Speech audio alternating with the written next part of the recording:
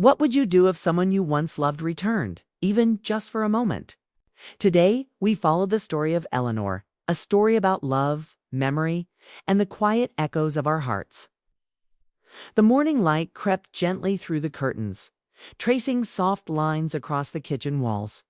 Dust motes floated in the air, catching the sunlight like tiny fragments of memory. The house was quiet, too quiet.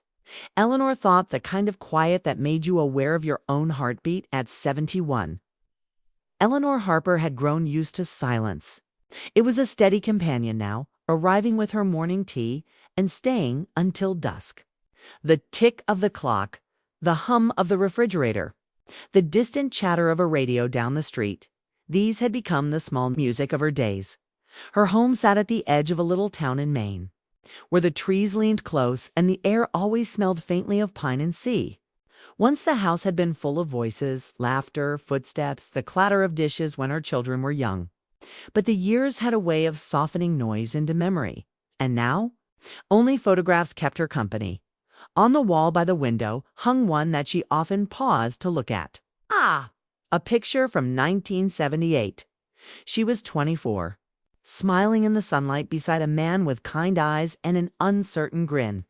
His name was Thomas Reed, and though decades had passed, she could still remember the way he looked at her, as if he saw something in her that she'd forgotten how to see in herself. She reached up and brushed a bit of dust from the frame. "You'd laugh at me now," she whispered, still talking to ghosts. Outside, the leaves stirred gently. The air smelled of rain. It was a Tuesday like any other, yet there was something about it that felt different. As if the world had paused for a moment to listen, Eleanor made her way to the kitchen, her slippers whispering against the floorboards. The kettle whistled softly, and she poured the water over a tea bag, watching the color spread through the cup. She liked mornings like this, quiet, unhurried, full of small rituals that reminded her she was still here, still breathing, still capable of remembering beauty. But beneath that calm, there was a kind of ache, not sharp, not heavy, but constant. It lived somewhere between her chest and her throat, a feeling she could never quite name. It wasn't sadness exactly, nor was it regret. It was the ache of something unfinished, a story that had paused halfway through its telling. Sometimes, when the evening shadows crept across the floor, she caught herself wondering, what if she had gone with him? What if she had said yes that day by the train station? Would her life have been brighter, wilder, or perhaps more fleeting? Then she would smile softly and shake her head. "No use wondering," she'd whisper to herself. "The past is a closed book." Still, there were nights when dreams disagreed. In sleep, she saw him again, the lake behind the library, the smell of damp earth after rain, his voice low and steady as he read poetry aloud beneath the willow tree. And always, always he would look at her and say the same thing. Asterisk Dante, forget me. Ellie, asterisk, the sound of a car pulling into the driveway broke her thoughts. Through the window, she saw her daughter's old blue sedan. A small figure climbed out of the back seat, her grandson, Oliver. With his backpack bouncing against his shoulders, a warmth spread through her as she watched him run up the path. He had his mother's eyes and her own stubborn chin. When the doorbell rang, she smiled and wiped her hands on her apron. "Come in, sweetheart." She called. Oliver entered with the kind of energy only 10-year-olds have, the kind that fills a quiet room with life again. "Mom's at work," he said, dropping his backpack by the door. "She said I could stay here till dinner." Eleanor chuckled. "I think I can handle that." "How was school?" He shrugged. "Fine. We learned about family trees. I told them you bake the best cookies in Maine." She laughed softly. "Did you now? Well, I suppose we'll have to live up to that reputation." As they began mixing dough, the kitchen filled with warmth, the kind that doesn't come from the oven, but from company. The smell of sugar and vanilla filled the air, and Eleanor found herself smiling for no reason at all. Oliver talked as he worked, telling her about school projects, friends, and a class hamster that had escaped last week. She listened, happy just to hear his voice. Then, as he stirred the bowl, he grew quiet. "Grandma," he said softly. "Yes, dear." He looked up at her with wide, thoughtful eyes. "Were you ever in love?" The spoon stopped mid-stir. For a moment. All Eleanor could hear was the faint ticking of the kitchen clock. Something inside her shifted, not painfully, but deeply, as though an old door had creaked open. She set down the spoon carefully and met his curious gaze. "Why do you ask that?" He shrugged, his voice small. "We were learning about families. Everyone said how their grandparents met. I never heard your story." Eleanor smiled faintly, though her eyes glistened. "Ah," she said quietly. "That's quite a story, Oliver." He grinned, unaware of the weight behind her words. "Can you tell me?" Eleanor looked toward the window. Outside, the wind had picked up, swirling the first leaves of fall across the lawn. The golden light had softened into gray. She took a slow sip of her tea, letting the warmth steady her hands. "Maybe I can," she said at last. "It started a long time ago in a small town, by a lake that never forgot a promise." Oliver leaned forward, his eyes wide, and as the sky outside deepened into the colors of early evening, Eleanor began to tell a story she hadn't spoken aloud in nearly half a century. The sound of the rain against the window drew Eleanor back into the memory before she even realized it. The years melted away, and suddenly she was 23 again, standing beneath the pale spring sky of Willow Creek. Her favorite book pressed against her chest. The library sat at the edge of the lake. It's a quiet brick building that smelled of paper, ink, and sunlight trapped between old pages.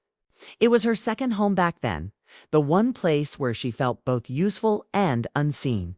She loved organizing shelves, helping children find their favorite stories, and hearing the soft whisper of pages turning in the afternoon stillness. That was where she first met Thomas Reed.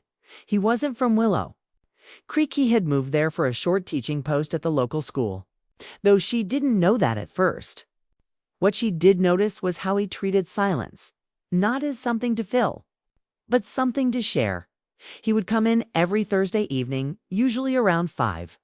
When the sun dipped behind the water and the air smelled faintly of rain, he'd bring back his borrowed books, always poetry, history, or the kind that no one else checked out, and he'd smile at her in that easy, thoughtful way that made her heart do something she couldn't quite explain at first. Their conversations were brief. "Did you enjoy the book?" she'd ask. "More than I expected," he'd reply. "You always seem to choose the right ones." Sometimes she'd recommend another, and he'd leave a note tucked inside the returned copy the next week. A small thank you, a quote he liked, or a question about a passage. It became their quiet tradition, their unspoken friendship built through folded paper and careful handwriting. One evening, storm rolled in while she was closing up. The power flickered and went out just as she was locking the front doors. A warm voice behind her said, "Looks like we're both trapped in the rain." She turned to find Thomas standing there, his hair damp, his coat dripping slightly onto the floor. He smiled, and in the dim candlelight of the library's emergency lanterns, she could see the kindness in his eyes, calm, steady, familiar, as if she'd known him far longer than she had. They sat together near the front desk, the sound of rain echoing against the tall windows. For the first time, they really talked. About life, about books, about the quiet things people carry but rarely say aloud, I think. Thomas said after a while that people come into our lives like chapters in a book. Some stay for many pages, some for only one, but each one changes the story somehow. Eleanor smiled softly. "And which one are you?" He looked at her for a long moment, the candlelight flickering between them. "Maybe just the one that reminds you how it feels to read again." They both laughed gently, but something lingered in the air after that, a quiet understanding neither dared to name. For weeks afterward, their friendship deepened. They shared coffee on the library steps before it opened, walked by the lake after work. She learned he had no family nearby, that he'd come to Willow Creek for a year to save money before returning west to teach at a university. She never said it aloud, but she dreaded the thought of him leaving. One afternoon, they stood by the lake, the water reflecting 1,000 shades of blue. The wind tugged at her scarf, and he caught it before it blew away. Maybe, he said quietly, handing it back. Someday we'll both come back here when life feels a little simpler. She nodded, not trusting her voice. The air between them felt fragile, almost sacred, a moment suspended in time. And then life did what it often does. It moved forward without asking. That summer, Eleanor's mother fell ill. Between hospital visits, work, and caring for her family, she saw less and less of Thomas. He came by once with a book she'd lent him, a collection of poems, and left her a letter. She didn't open until weeks later, when she finally did. It said only a few words.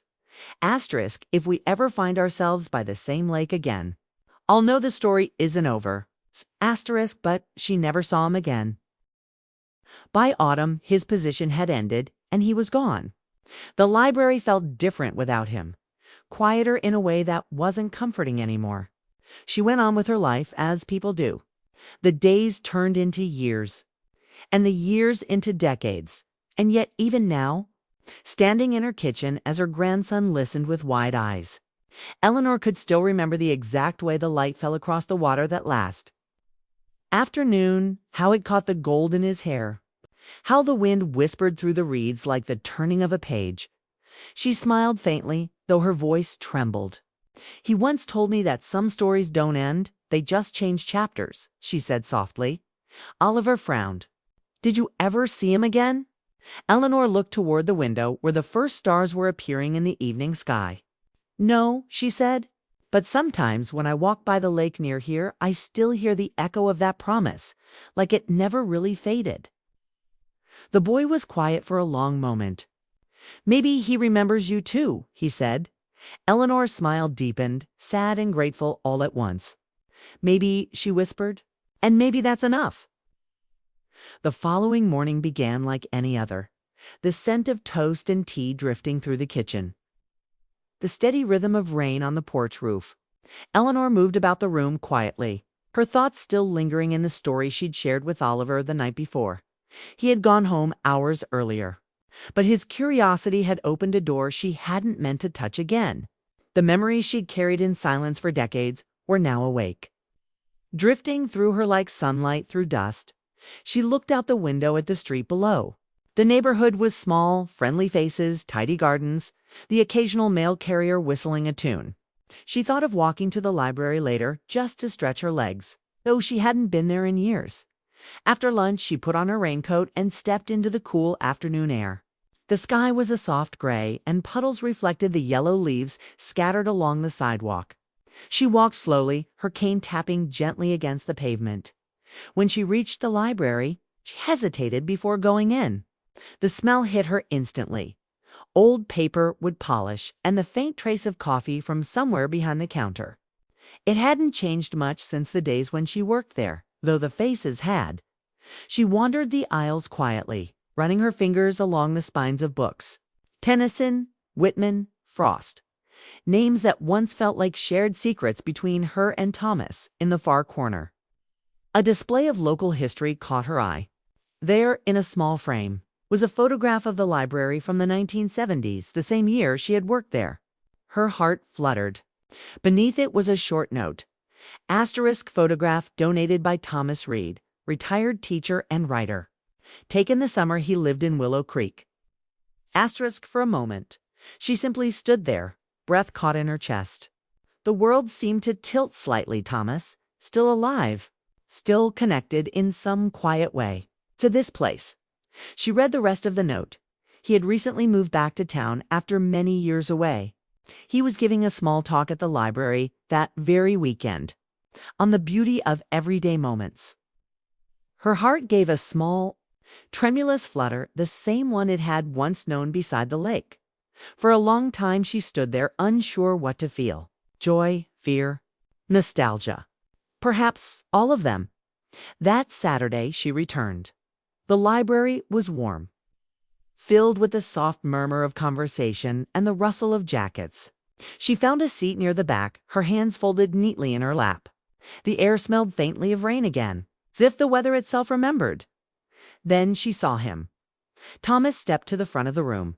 Older now, of course. His hair had silvered, his shoulders stooped slightly, but his eyes, those kind, steady eyes, hadn't changed at all. He spoke softly, his voice still carrying that same calm rhythm. He talked about finding beauty in small things, morning light through a curtain, the kindness of strangers, the power of remembering. Eleanor barely heard the words. She was too busy watching the way he paused before each sentence, the way his hands still moved gently when he spoke, as if he were careful not to disturb the air around him. When the talk ended, people lined up to shake his hand. She waited until the room had nearly emptied. Her heart beating quietly beneath her coat, at last, she stepped forward. He was turning to pack up his notes when she spoke. "You still pause before the last line," she said softly. He looked up, puzzled at first. And then, recognition. His breath caught. "Eleanor." She smiled, her eyes glistening. "It's been a while." He stared for a moment, as though making sure she was real. I thought I'd never see you again." "You almost didn't," she said gently, "until I saw your name on the wall." A quiet laugh escaped him, shaky, full of disbelief. "All these years, and you're still finding me in libraries." She laughed too, the sound trembling like a leaf in the wind. Some things don't change. They sat together on a bench near the window afterward, watching the rain begin again. The conversation was simple, about where life had taken them, the families they'd built, the losses they'd endured.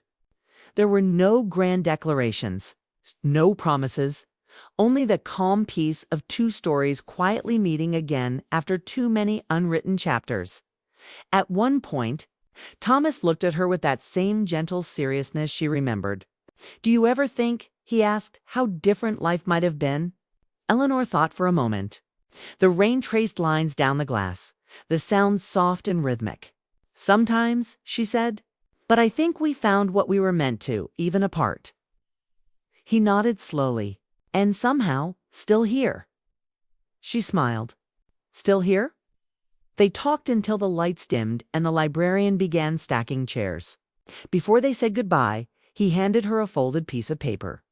"It's a small reading I'm doing next week by the lake," he said. "I'd like you to come." Her fingers trembled slightly as she took it. "I think I will." As she walked home that evening, the air was cool, the rain fading into mist. Her heart felt strangely alive, not from longing, but from something gentler, a warmth she hadn't felt in years. That night, Eleanor placed the note on her nightstand. She didn't know what the next day would bring, but for the first time in a long time, she felt that something beautiful might still be waiting. The morning of the reading arrived, crisp and golden. The air smelled faintly of pine and the distant sweetness of apples from a nearby orchard. Eleanor stood at her window, watching the sunlight spill across the yard like liquid gold. It had been a week since she had seen Thomas at the library, and though life had returned to its usual rhythm, something inside her had quietly shifted. The world felt gentler, as if the air itself carried an unspoken understanding that time could bend, and hearts could still recognize something even after years apart. She thought of the note he had given her, a simple invitation, asterisk, by the lake. Saturday at 10. Asterisk, it had been the same lake where their story began. Eleanor hesitated before leaving. She told herself it was just a reading, just an old friend revisiting a place they both loved. But beneath that reasoning, her heart whispered another truth, that this was something she needed to face, not to change the past, but to honor it. When she arrived, the lake was as still as glass. A small crowd had gathered near the wooden dock, chairs arranged in a loose semicircle. Thomas stood at the front, holding a worn notebook. His gray hair glowed in the morning light. Their eyes met as she approached. He smiled, soft and knowing, and motioned for her to sit. He began to read passages about the quiet moments that make life beautiful, about love that changes form but never disappears, about forgiveness of others and of oneself. His voice trembled slightly at first, then steadied, filling the air with warmth. When he finished, the small group clapped politely and slowly began to leave. Soon only the two of them remained, standing in the hush that follows words, too tender to be immediately broken. Thomas looked out over the water. "I used to come here sometimes," he said quietly, "even after I moved away. I thought if I stood by the lake long enough, I might see you again. Eleanor smiled faintly. I suppose you were only 40 years early. He laughed, that same gentle laugh she remembered. I didn't expect to find you again. Not really. But when I donated that old photograph, something told me you might still be nearby. For a moment, they stood in silence, listening to the soft rippling of the lake. Then Eleanor spoke, her voice low but steady. I used to wonder, she said, what might have happened if I'd gone with you that day. I imagined different lives, different endings. But I think, she paused, searching for the right words. I think we became who we needed to be, even apart. Thomas nodded, his eyes thoughtful. You were always stronger than you realized, she smiled. And you were always better at saying what I couldn't. He looked down at his hands, the corners of his mouth lifting. Do you ever wish things had been different? Eleanor thought for a long moment. The wind brushed against her face, carrying the scent of the water. The sound of rustling leaves. I used to, she said softly, but not anymore. Because even though our time was brief, it was real, and it shaped everything that came after, even the parts we didn't share. Thomas turned to her, his expression full of quiet gratitude. You kept your promise then, he said. She nodded. I did. I never forgot. The weight of years between them seemed to dissolve then, replaced by something lighter, understanding, not longing. Gratitude, not regret. He reached into his coat pocket and pulled out a small object, a folded library card, worn with age. I kept this, he said. You wrote your name on it when you checked out my first book. I couldn't bring myself to throw it away. Eleanor took it gently, her fingertips brushing the faded ink. You really did keep it, she whispered. I guess I never learned how to forget you either, he said quietly. They both smiled, a shared smile that held a lifetime between them. For a moment, neither spoke. The sun shimmered across the water, and the world seemed perfectly still. Finally, Thomas exhaled slowly. I'm glad we met again, he said. Even if it's only to say thank you. Thank you for what? She asked softly. For reminding me that some things don't fade, he said. They just wait until you're ready to see them again. Her eyes glistened. Then I suppose we both waited long enough. He chuckled quietly. Seems we did. They stood side by side until the morning light began to climb higher. When it was time to leave, there was no need for a grand goodbye. Just a warm embrace, gentle and brief. A farewell between two hearts that no longer needed answers. As Eleanor walked back toward the path, she turned once more to look at the lake. The water sparkled, carrying the reflection of the sky and the faint echo of their shared laughter. She felt no ache this time, only peace. That evening, as the sun dipped low, she placed the old library card next to Oliver's drawing, two hearts connected by a string. When her daughter called to ask how her day had been, Eleanor smiled. Peaceful, she said. Just peaceful. After the call, she sat by the window, watching the last light fade. Somewhere in the quiet, she could almost hear Thomas's voice, calm, steady, full of warmth. Asterisk, don't forget me. Ellie, asterisk. She smiled softly. I won't, she whispered. But now I know that remembering doesn't mean holding on. It means letting love stay. In its gentlest form. The night settled around her like a soft blanket, and the world outside turned golden with the promise of another dawn.